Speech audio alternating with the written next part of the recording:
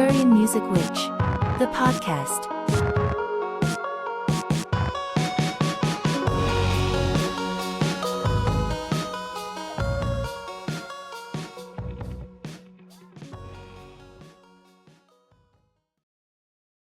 I don't think I've ever told you this, but I bought myself a slime from Five Below, and it's my very favorite thing to just mush while I'm talking on tune. So I have a That slime. Do you have a slime? not currently, no. That is excellent. I do have something that I'm gonna grab right now. It's this little metal roller that my grandma got me, which I thought was very sweet. What is the roller? And Is it like a stimmy thing, or is it like you roll it on yeah, your skin? yeah, it's a stimmy thing.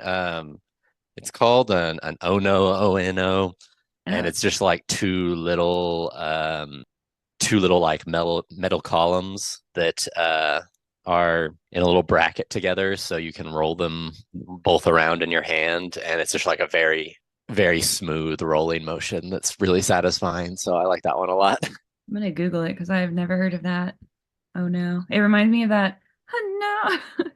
Oh no. Um, Apparently Ono is a place in Hawaii.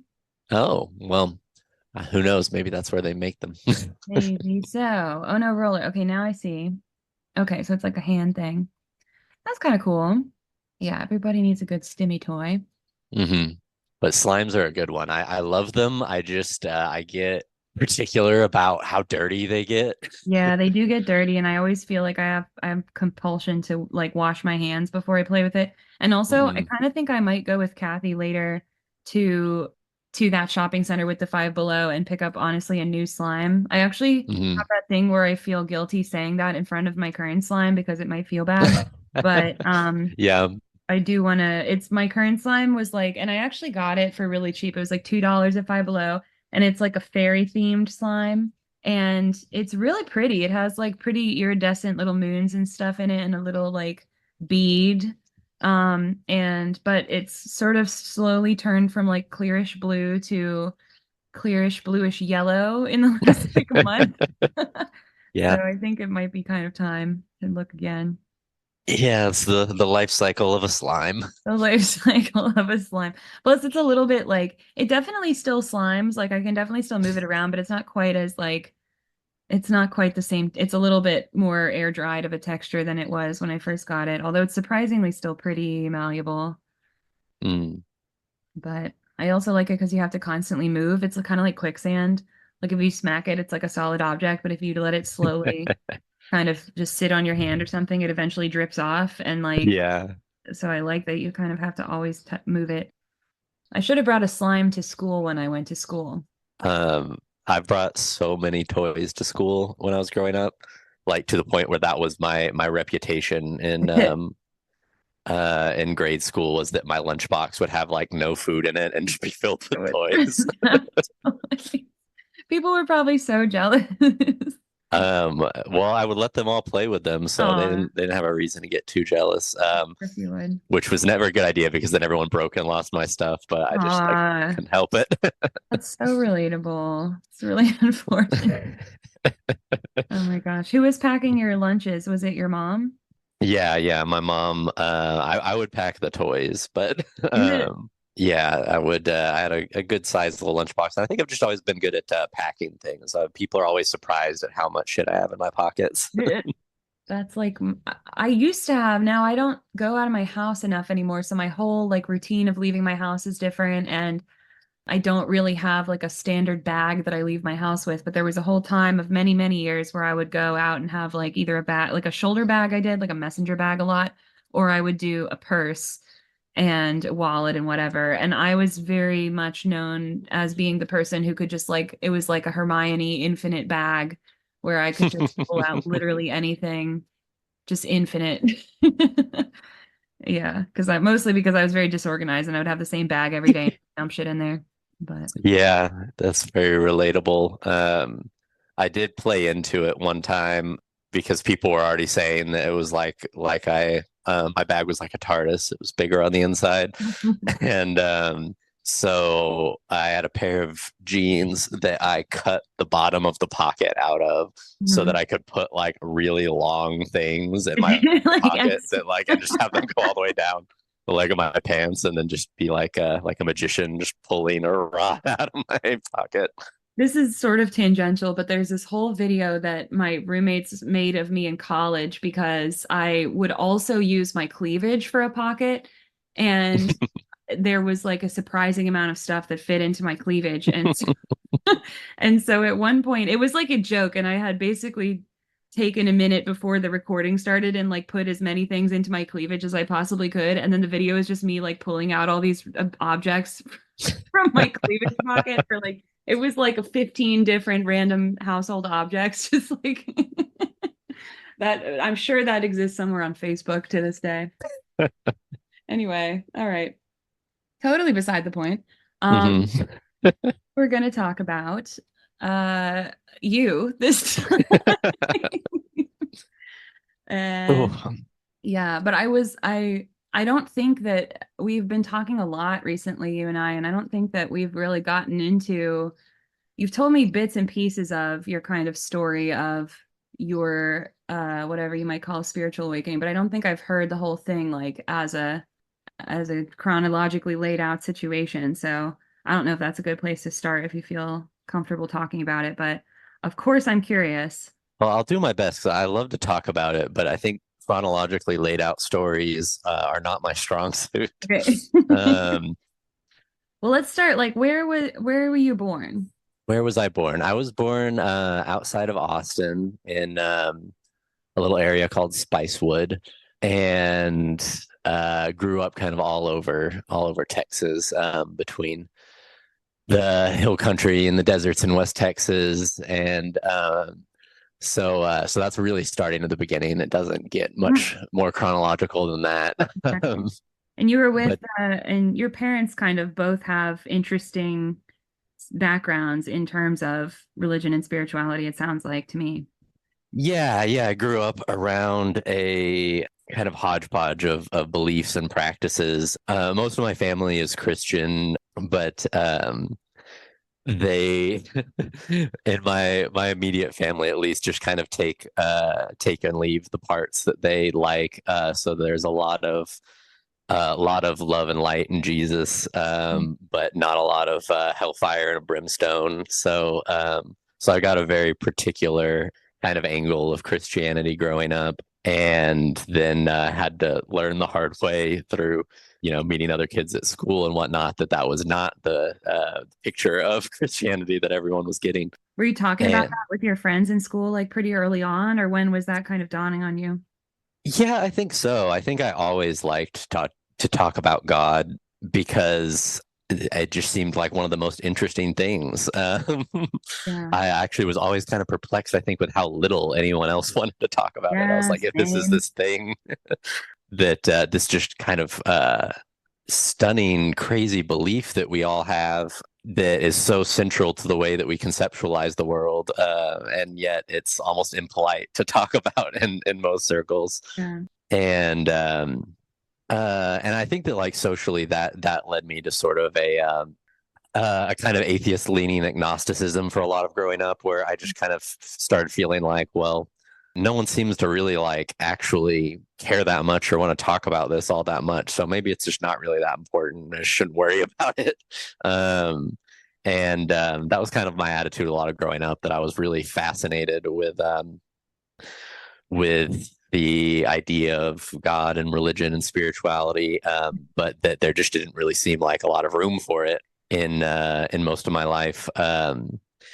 Even in the little churches I went to, it's kind of like I never went to a church for more than probably a few weeks, but you mostly went and listened to what older people had to say. There wasn't a lot of space for kids to just kind of explore their relationship with God and the universe, and really talk about how they felt about that. You were just kind of supposed to, learn what the reverend had to say. And sometimes there were some really interesting things to say, but I don't know. I'm better at listening now. I just wanted to talk when I was that age. Yeah. Well, I think that that was also such a huge preoccupying question for me too. And I was always like, one of the first things that I ever thought was like, this is a very serious question to figure out, what is God? And was met with a similar kind of opposition. But Hmm. were your parents both Christian? My dad definitely was brought up very Christian, and I think still holds a lot of those beliefs kind of close to his heart, particularly in relationship to Jesus, I think. But also, his parents were much more old school, fire and brimstone kind of Christians, and he did not mesh with that. So really went looking elsewhere. And around the time he was growing up, there was a lot of cross-cultural learning where like people were becoming very interested in Eastern religions and Buddhism and Taoism, and a lot of that was kind of just getting translated into popular literature for the first time for a lot of Americans, and that was something that I think he found a lot of direction from, and grew up teaching me a lot of very Taoist ideas. And I even have his old copy of the Tao Te Ching that I still read a lot. And then in his younger years, he also traveled around the Four Corners area a lot, around Arizona, New Mexico, and stayed on a lot of Native American reservations, and was very inspired by their spiritual ceremonies and practices and beliefs. So that was another big big influence on his life and his worldview. So that was also something that I grew up around a lot of art and books that come out of the Pueblo Native American cultures, and particularly the Zunis and the Hopis. And that was very influential too, because it's much more of I guess I want to say like a world centric spirituality. Okay. Certainly Christianity has a very world denying streak where it's even, I think in the more loving versions of it, there's a lot of denying the self and denying the material in favor of the spirit. And then it's a very different attitude in a lot of the kind of Taoist inspired traditions. Not that I can really speak on what the perspective of anyone raised just in that tradition would be like, but it's always struck me as kind of similar in the way that it's has a big emphasis on modesty and humility, and submission in a way to this greater force, this greater way of the world. And I think that, at least in the way these traditions filtered through to me, which was through a lot of writing, especially, not necessarily always from the people practicing the traditions, but what I picked up from a lot of the Native American traditions was a real love and appreciation for nature and reality and natural cycles, and for being a part of all that, rather than for being, kind of seeing myself as a spirit or an intellect or something removed from the natural world. So that was a part of that tradition that was always really meaningful to me, and shaped a lot of my perspective growing up. Yeah, that makes for an interesting worldview. And Taoism also kind of is big on non-duality, which I think is a really important part of, my thinking. But when did you kind of stop considering yourself an atheist or an agnostic person and really start to think differently or think in more spiritual terms? That's an interesting question. I think when I was younger, I had a more atheistic phase, mostly just because mostly because I'm a big contrarian, and I grew up around spiritual people, and then when that became the cool skeptical perspective to have, I felt that way for a while. But I never felt, I don't know, very hardcore about it in the way some people do. And so I kind of settled back into more of an agnosticism as I got into my teenage years.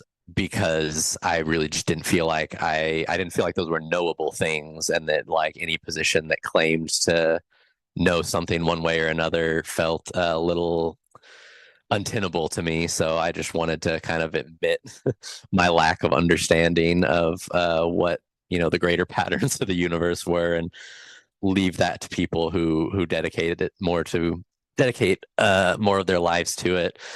And then I was just also surrounded with a very very quickly modernizing world. Like I very much remember not having a lot of access to the internet, and then kind of being flooded with that as it became more accessible, and having a lot of the attitudes and perspectives of the people around me change very quickly as I think kind of a result of that. And I don't know, it seemed, I think at that point in my life, like there was just so much going on in the world to keep up with, that how could you possibly have time for such big unanswerable questions when it's hard enough to just understand the immediacy of the world. But you went on then to study philosophy in college. So you obviously were trying to be, that was the preoccupation, I guess, It right? was. But I think at that point in my life, it was much more of I wouldn't have phrased it like this at the time, but I think it was a very, very ethical perspective that I had, that I wanted to know what values I wanted to even have. I didn't feel like I had enough information to even know what would be a good thing to do with my life. So that's why I started studying philosophy, because that was the only place where other people seemed to be asking those questions of like, what is even worth doing in the first place? And I really, really enjoyed being a part of that discourse. And it also was fun and challenging to me in a way that not many other subjects were. I felt like most subjects had a lot more to do with memorization than anything else, but philosophy was the one that really made me think in a different way and have to like adapt to my mind in ways that nothing else really required of me. So so it was really just an abundance of curiosity, I think, that led me into that more than anything. But I do think that in the broader story of my life, those are two things that I cannot fully disentangle. My interest in philosophy and my interest in spirituality. I think that they're very much the same thing, but just at that stage in my life when I was transitioning from high school to college and figuring out what I wanted to do.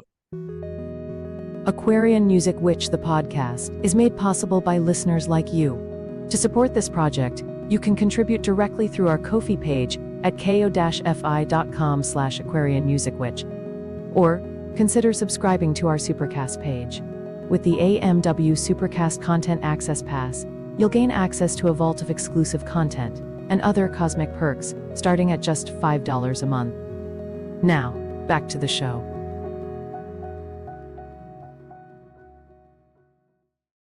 I think another reason that I fell in love with philosophy is because it felt like a respectable version of spirituality. It was a place where I could ask all those questions and have it be intellectually valuable, meaningful, in a way that asking those questions from a spiritual perspective often got the response of like I was just kind of wasting my time.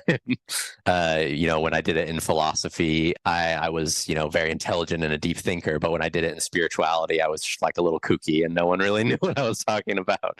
So I think all of those things kind of gave me an outlet to pursue the ideas I was really interested in, and what is the world even like, and what's valuable, and gave me a way to pursue those that felt more validated, felt like I could make a career out of it, And but I think in that approach is is also what slowly drove me to nearly to blows with philosophy as well, because then I was just engaging with philosophy that didn't make room for those kind of spiritual ideas that were also very important for me, and that I'd kind of forgotten were so important to me, because I hadn't had a place in my life to focus on them for so much of my young life, and then into college. There, I think was sort of even yeah, it's fashionable, I think, in philosophy to kind of dunk on spirituality and make fun of, these unfalsifiable, unsubstantiated claims that people make. And I really disliked that because I felt like people were just kind of laughing at things that they didn't understand rather than trying to understand them, which is what I wanted to be doing. So, Yeah. so as I got deeper and deeper into philosophy, I kind of became more and more frustrated with how unwilling it was to reckon with anything that it could not define, and anything that was ineffable in that way. And I think there's this attitude in academia that is, a more rational and objective way of viewing the world, when I find it to be just the opposite. I find it to be very, I don't know, a few things strike me as more irrational than dismissing information that disrupts your worldview or that you cannot explain or reckon with in some way.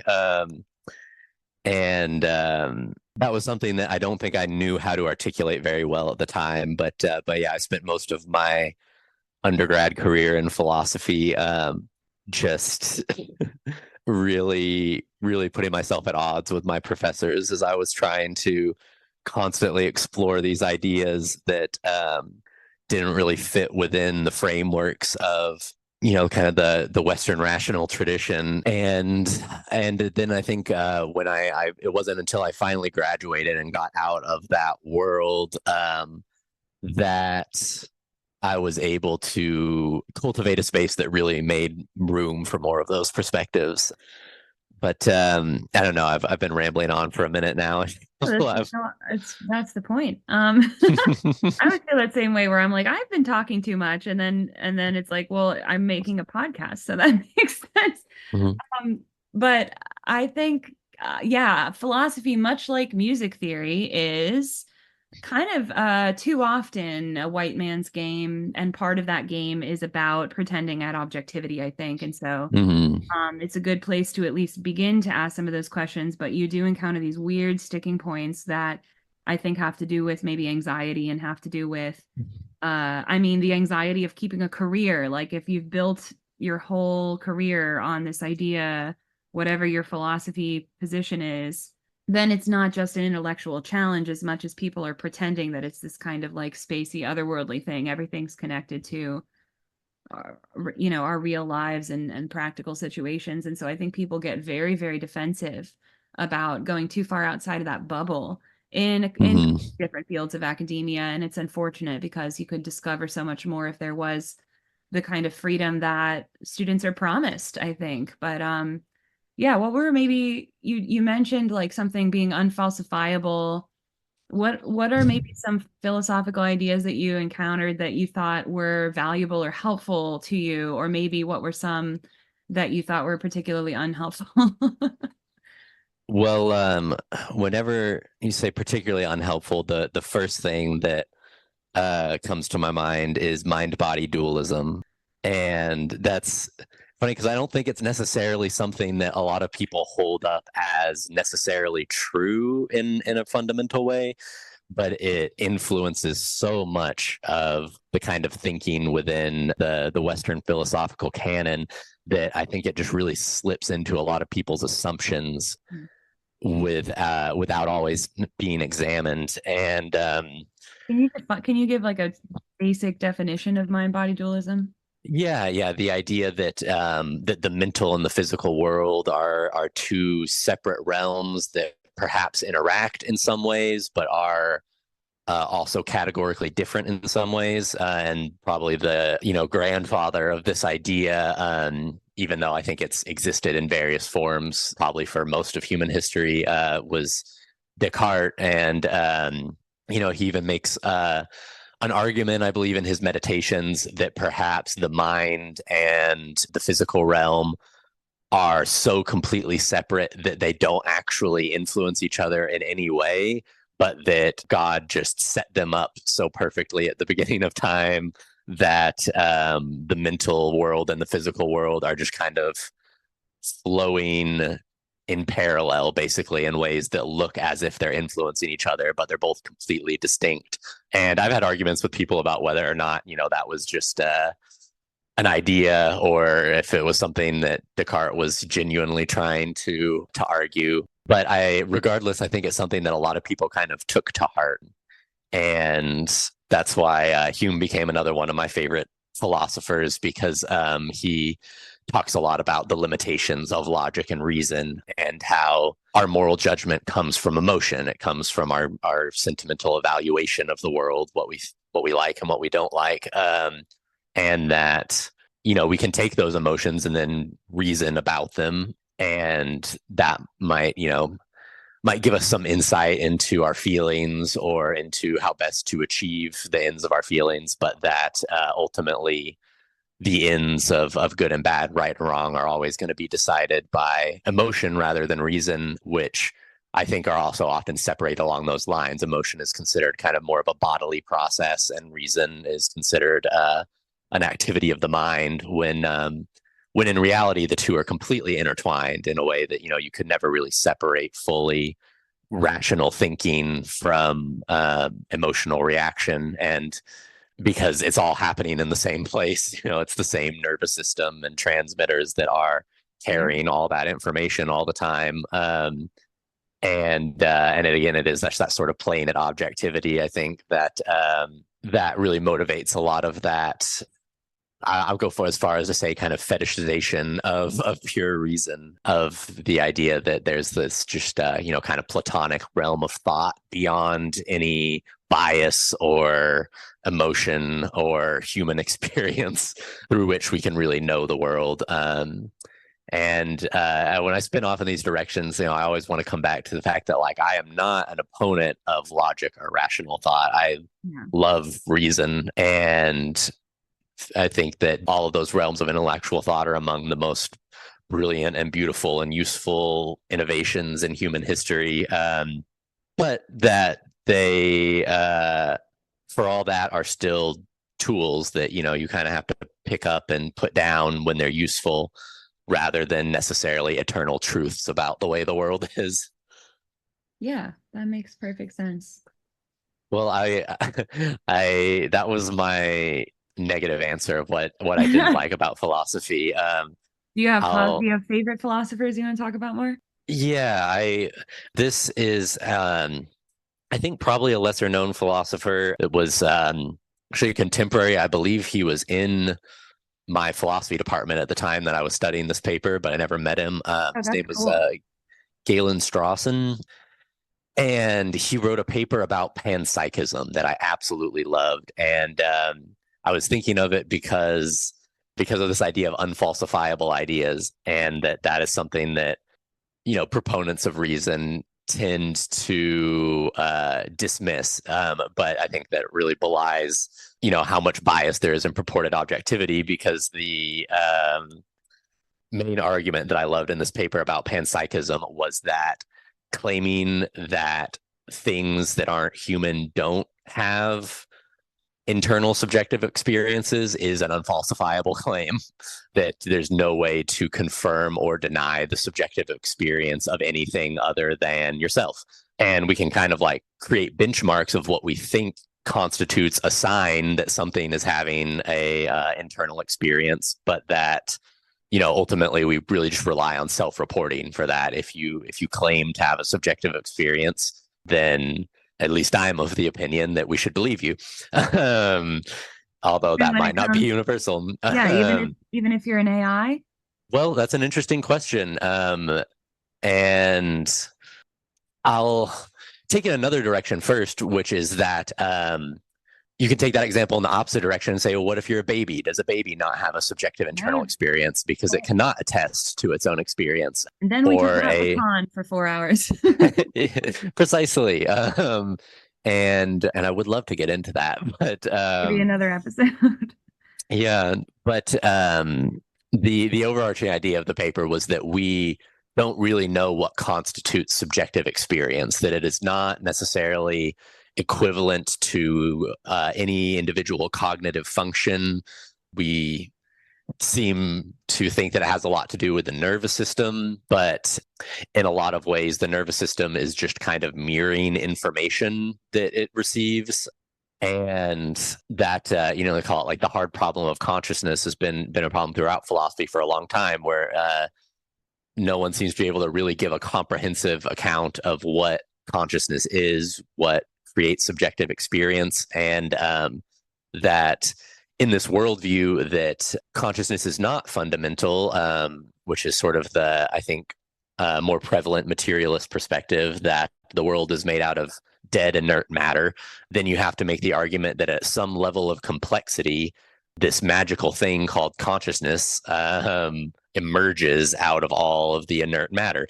And that's something that I think feels intuitively correct to a lot of people. But when you're just sort of looking at the reality of the claims that consciousness emerges in some inexplicable way out of inert matter versus the panpsychist perspective that consciousness is simply something that exists, and then some things can attest to it and others can't, there really isn't a strong rational foundation to support either claim over the other. Neither one really has evidence outside of one's own personal experience of what it means to be conscious or to interact with other conscious things.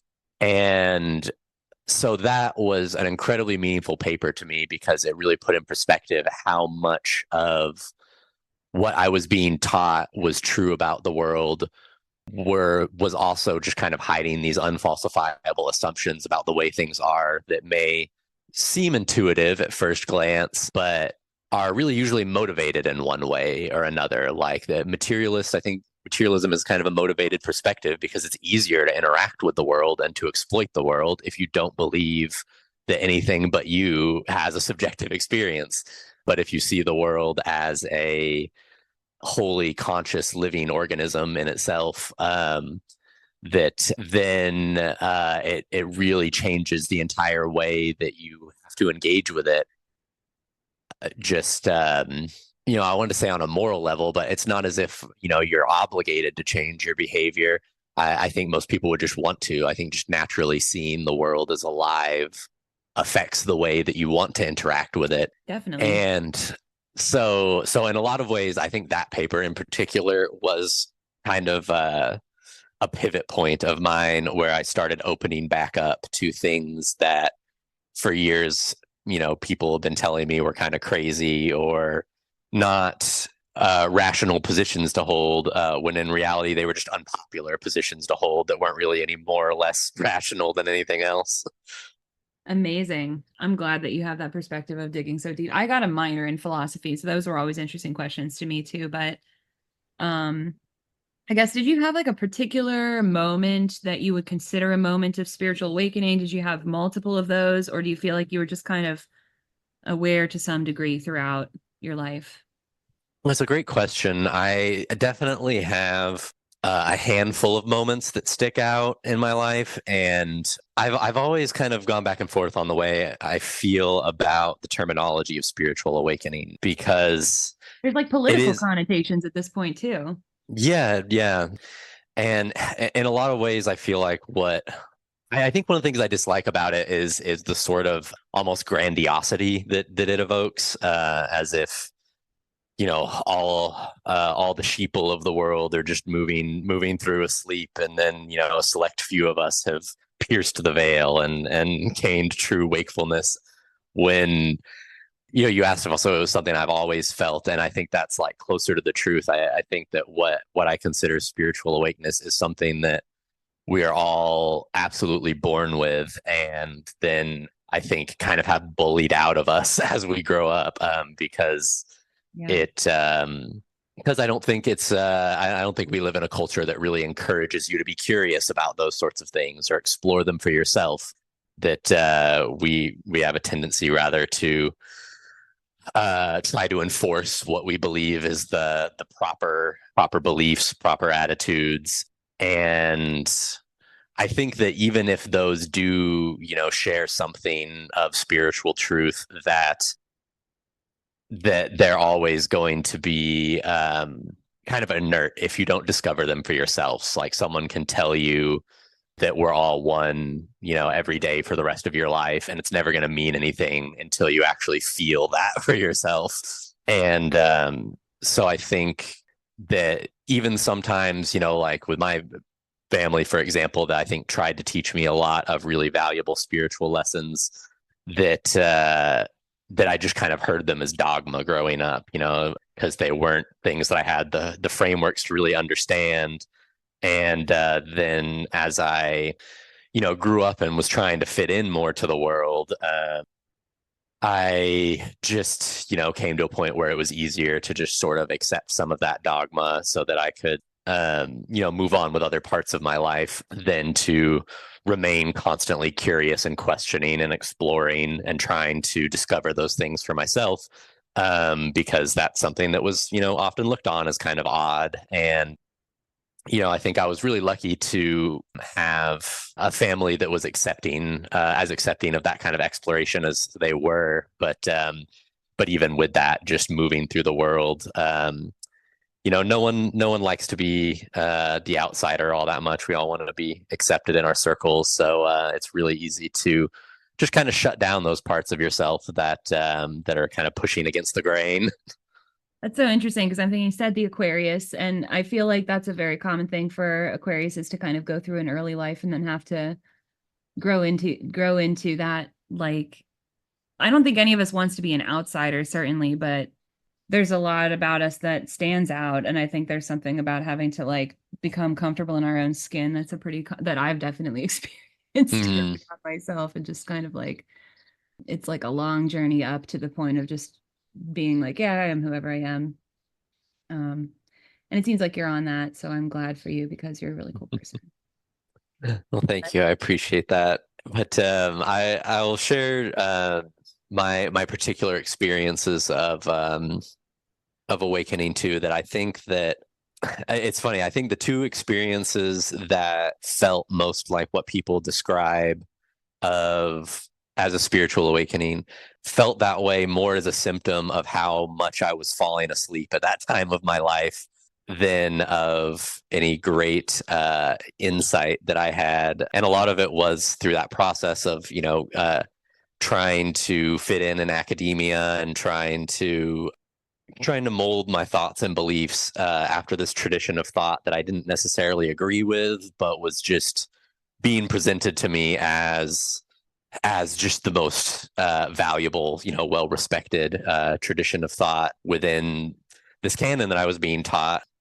And, as I was alluding to earlier, I think a lot of that Western canon really stems very much from Christian thought as well, and has that sort of like life-denying streak in it of wanting to be entirely of the intellect rather than of the material world, and having a lot of tendency to deny emotion and personal experience as relevant or important things to talk about.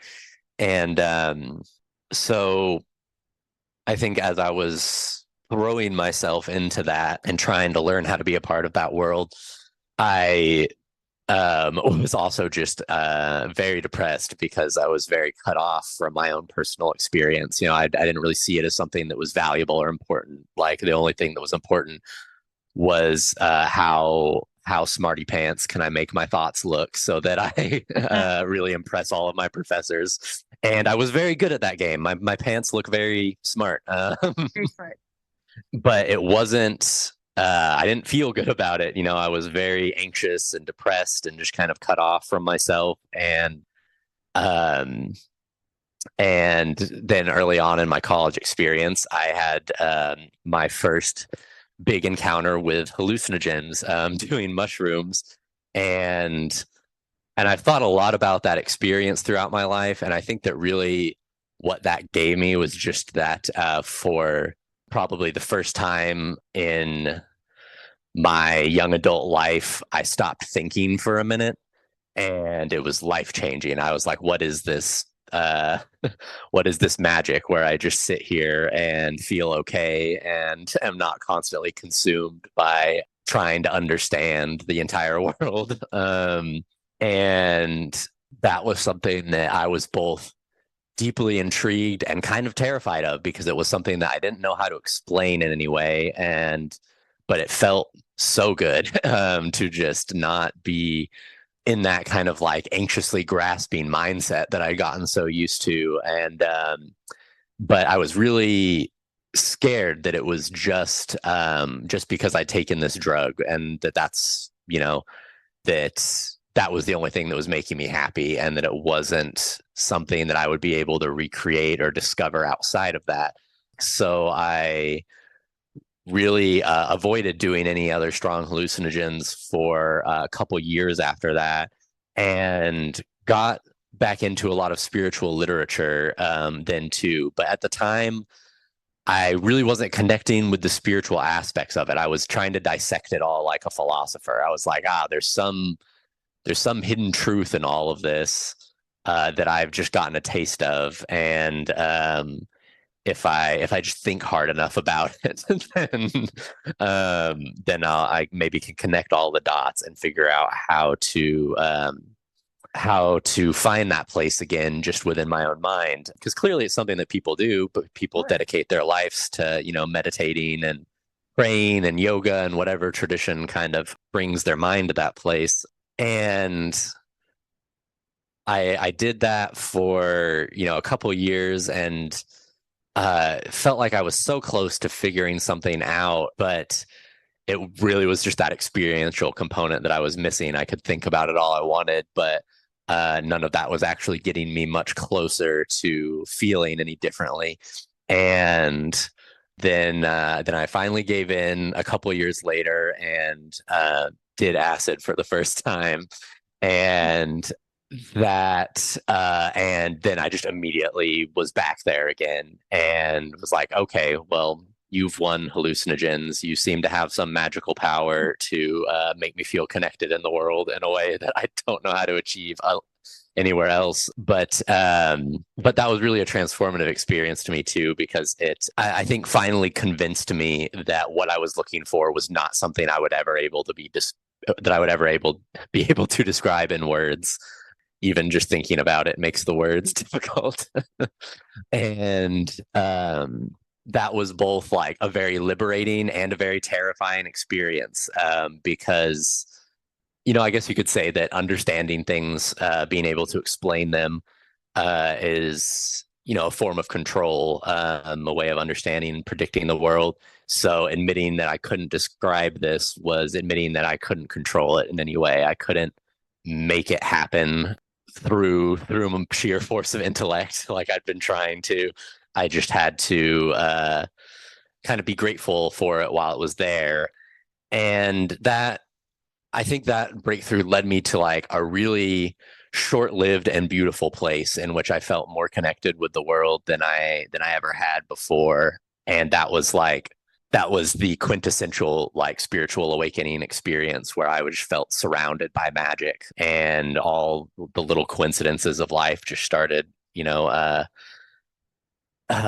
working out all around me. And I would just like meet with strangers on the street that wanted to talk about spirituality and God, and in ways that like I'd never had any experiences like that before. And all of a sudden it was like I was, just kind of walking through a dream in which everything just seemed to be working out in this really magical way. But, I think there's something a little dangerous about going from 0 to 100 like that, going from a state of being very anxious and depressed into that very, non-dual kind of liberated perception of the world.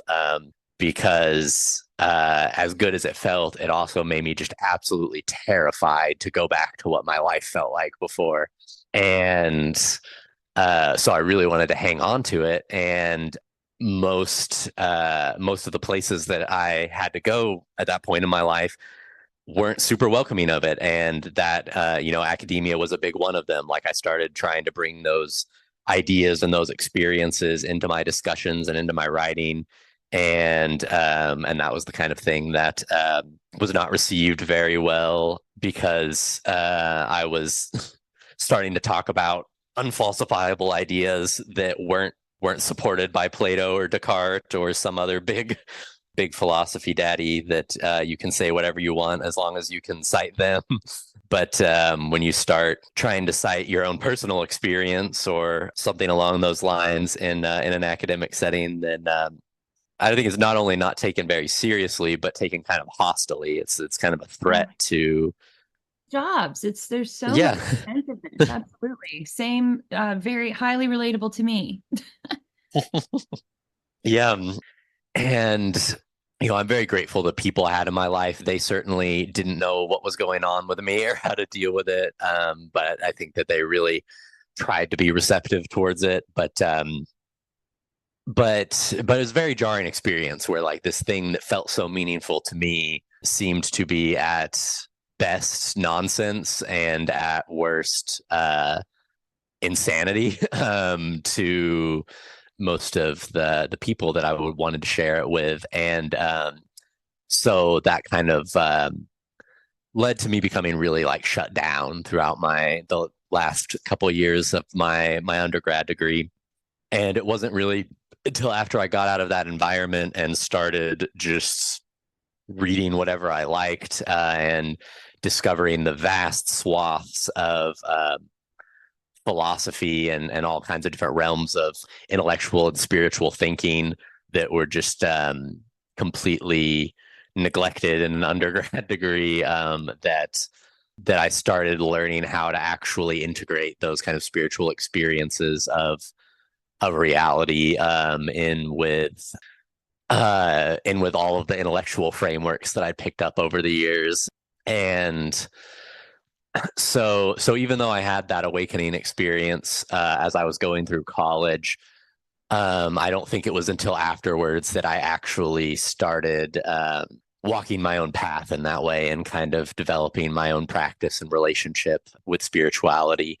And then that has just been honestly a really delightful experience ever since. Those initial kind of being shocked awake experiences, especially with hallucinogens. That's why even though it was helpful to me, it's not something I really recommend to people if they're looking for a spiritual experience, because I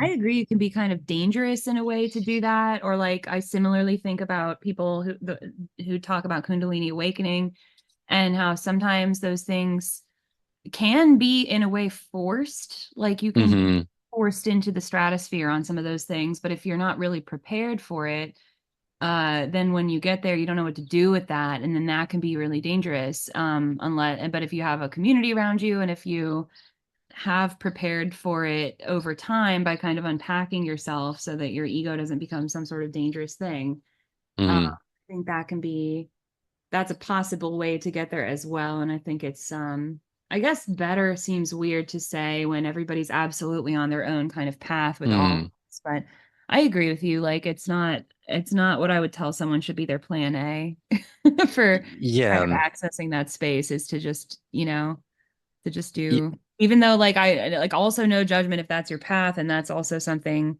all of this is relatable to me. That's yeah, I think everyone's path is very unique. And frankly, I think if someone's drawn to hallucinogens, then, that's where they're going to go, regardless of what anyone tells them. But there's, I don't know, there's much gentler paths. And I think that those are can be a lot more sustainable in the long run. And even if they're not quite as, I don't know, flashy to experience. I think I needed that kind of flashy awakening to really convince myself that there was something meaningful there, no matter what anyone else told me. And that was really valuable to me. But that was never going to be the way that I really found, a healthy relationship with reality. Because that's really what spirituality means to me. It's I've often thought about it as the way we cultivate our relationship to the unknown. And if there's anything I've become convinced of through my years in philosophy, it's that I don't really know much of anything. So spirituality has become my relationship to most of reality. I like that way of putting it a lot.